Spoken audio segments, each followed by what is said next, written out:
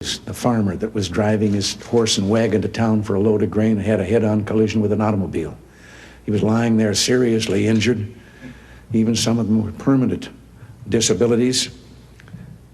And later followed the usual legal procedures with the insurance company and all, and he was on the stand, and a lawyer said to him, while you were lying there at the scene of the accident, didn't someone come up to you and ask you how you were feeling, and didn't you answer that you never felt better in your life?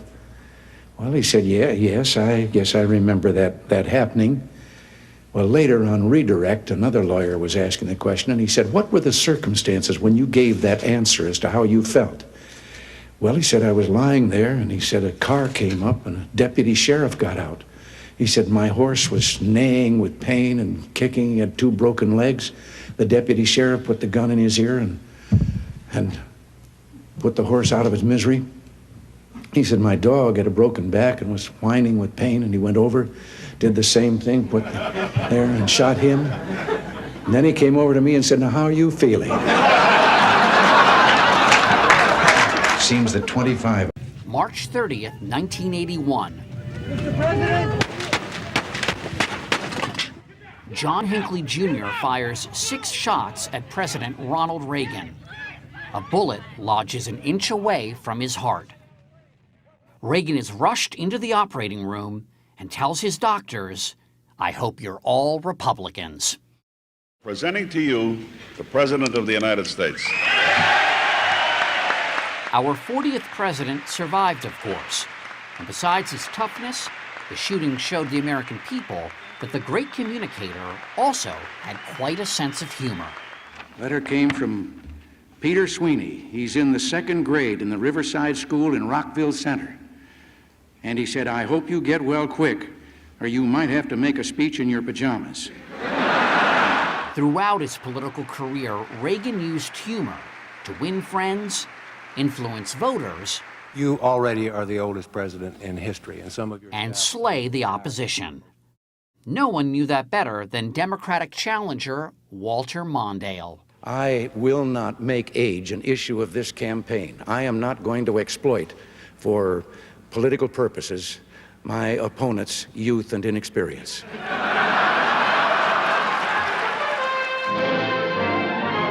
You wanted law and order in this town. You've got it.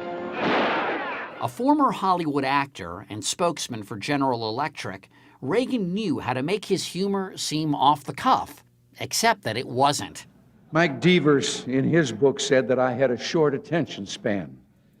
Well, I was going to reply to that, but oh, what the hell, let's move on to something else. You know, you can talk to any number of President Reagan's speechwriters over the years, and when they might hand him a speech, sometimes the speeches would come back with a quote or an expression or a joke that they hadn't seen before. Turns out the Gipper had a secret comedic weapon, says John Highbush, executive director of the Reagan Library. So all of this is the contents of his desk, the last desk he used. 2 boxes filled with the last objects sitting inside President Reagan's working desk. Cool. All right, well, listen, I want to see this stuff. Buried inside one of these boxes, a stack of index cards. The president's famous one-liners, his best jokes, written on both sides. You know, this is the humor of Ronald Reagan in 3x5. This one is titled One-Liners. Adolescence is the time when children suddenly feel responsible for answering the phone. It's pretty good. It's funny. As unassuming as these look, they were political dynamite, a war chest of jokes. Many he wrote himself, others he borrowed. Someone has once said that actually, as long as there are final exams, there will be prayer in schools. I can remember when a hot story broke and the reporters would run in yelling, "Stop the chisels."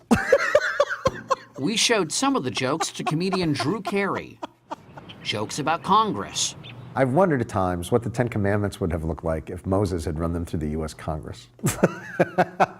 About the Soviet Union. What are the 4 things wrong with Soviet agriculture? Spring, summer, autumn, and winter. And about himself. Just to show you, this is the best one. Just to show you how youthful I am, I intend to campaign in all 13 states. He was a guy who wasn't afraid to make fun of himself, which was great. You know, like whatever you think the elephant in the room is, that's the thing you should be able to talk about and joke about. And I do the same thing. The first thing I do is I make a joke about the way I look. And that kind of inoculates yourself. Totally. When I go in for a physical now, they no longer ask me how old I am. They just carbon date me. Reagan's sunny disposition, his ability to joke about pretty much anything, long predated his career in politics, says his daughter, Patty Davis.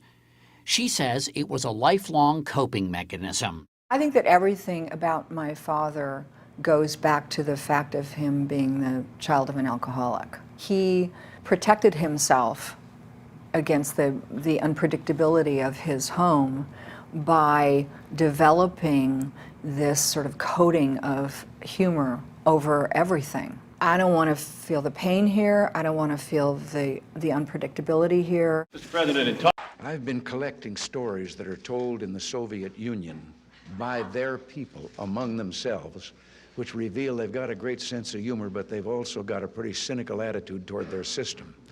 And I told this one, Bill, you'll have to hear it again. I told it in the car. I didn't tell this one to Gorbachev.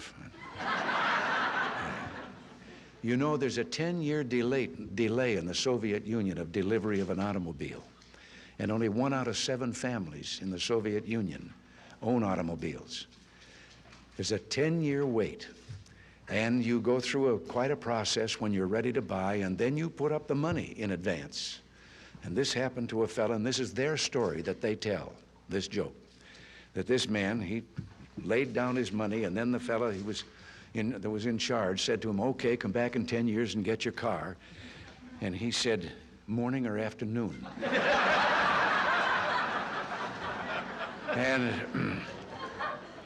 And the fellow behind the counter said, well, 10 years from now, what difference does it make?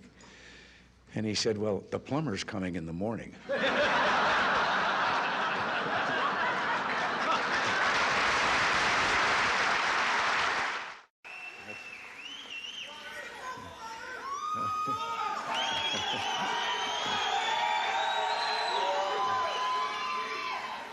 I just want to, oh, I can't resist.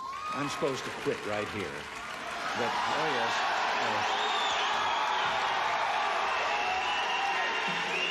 But in view of the last things that I just said, I don't know whether you know it or not, but I have a new hobby. I am collecting stories that I can actually prove are told among the Russian people.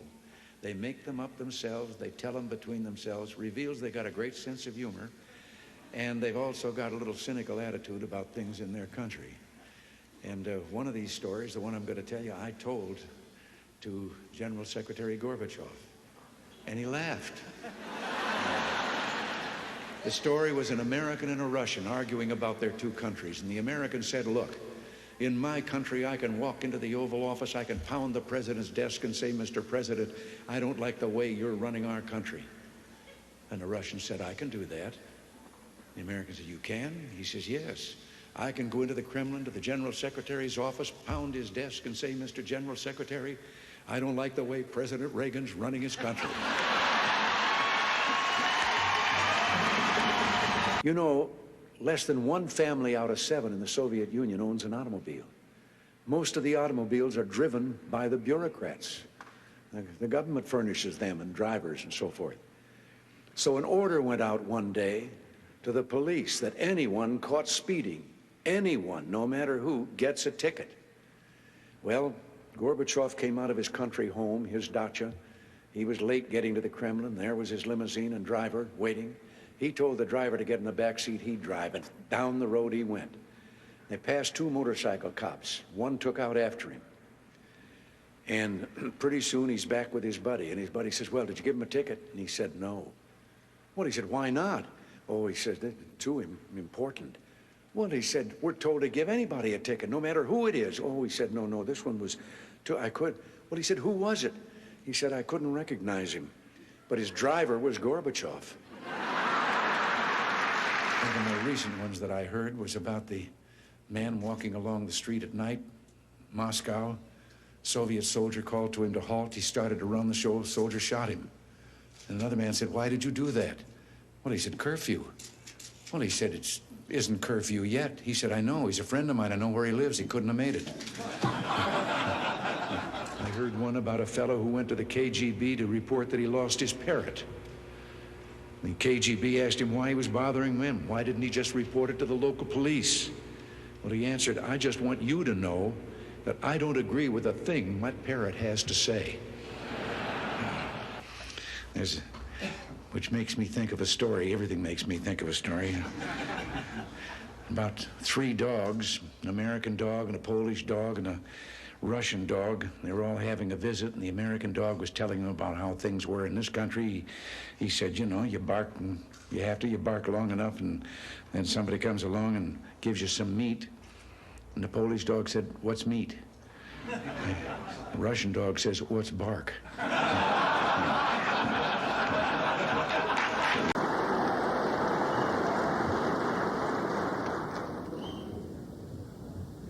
Mr. Speaker, Mr. President, distinguished members of the Congress, honored guests, and fellow citizens.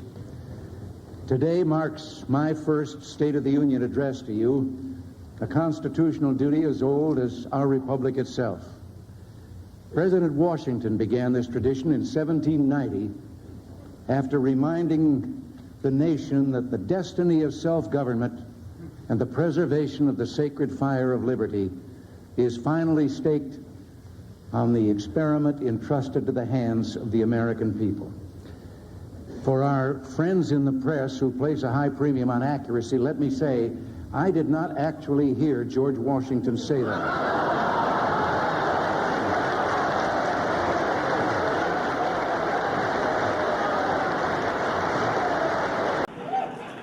It was about a fella that was driving down a country road, and all of a sudden I looked out, and there beside him was a chicken. He was doing about 45, and the chicken was running alongside. So he stepped on the gas, he got it up to about 60, and the chicken caught up with him and was right beside him again, and then he thought, as he was looking at him, that the chicken had 3 legs. But before he could really make up his mind for sure, the chicken took off out in front of him at 60 miles an hour and turned down a lane into a barnyard. Well, he made a quick turn and went down into the barnyard, too, and there was a farmer standing there. And he asked him, he said, did a chicken come past you? And he said, yeah. Well, he said, am I crazy, or did the chicken have 3 legs? And he says, yep, it's mine. He says, I breed 3-legged chickens. And the fellow said, for heaven's sakes, why? Well, he says, I like the drumstick, Ma likes the drumstick, and now the kid likes the drumstick, and we just got tired of fighting for him. And the driver said, well, how does it taste? He says, I don't know. I've never been able to catch one. Story about doctors that he will understand very well. Have you ever noticed how easy it is if you're introduced to someone at a party or a dinner or something, and he's introduced as doctor? And then there's always those people that suddenly start saying, Doctor, I've been having... Well, we had a fellow in show business, Moss Hart, the playwright, who was an inveterate along that line. And so one night at a cocktail party in Hollywood, he was introduced to a Dr. Jones. And almost immediately he started talking about, I've been having this low back pain. And the fellow that introduced him said, Moss, Dr. Jones is a doctor of economics. And that didn't stop Moss at all. He said, Doctor, I was buying some stock the other day. I thought it'd be good to get together now that we've all rested from our summer vacations. Although it's true summer vacations aren't always restful, you know that leads to a story. There was a fellow that was on his way to a mountain resort, and a policeman stopped him and said, did you know that you're driving without taillights? And the driver hopped out of the car. He was so badly shaken that the officer took pity on him and said, well, now, wait a minute, calm down. It's not that serious an infraction. The fellow said, it may not mean much to you, but to me it means I've lost my trailer, a wife, and 4 kids. Reminds me a little bit of the story of the man that took his young son-in-law out and was going to introduce him to golf, and told him all that he had to do and teed up the ball, and the kid took a swing and he missed the golf ball entirely, but hit a ant's nest there and into the air, and so lined up and took a crack at it, and again hit another gouge out of the ant's nest, and now there were ants flying all the way through the air, and as he lined up for the 3rd try, 2 ants peeked out of the crater that he'd left, and one of them said, we want to survive this, we better get on the ball.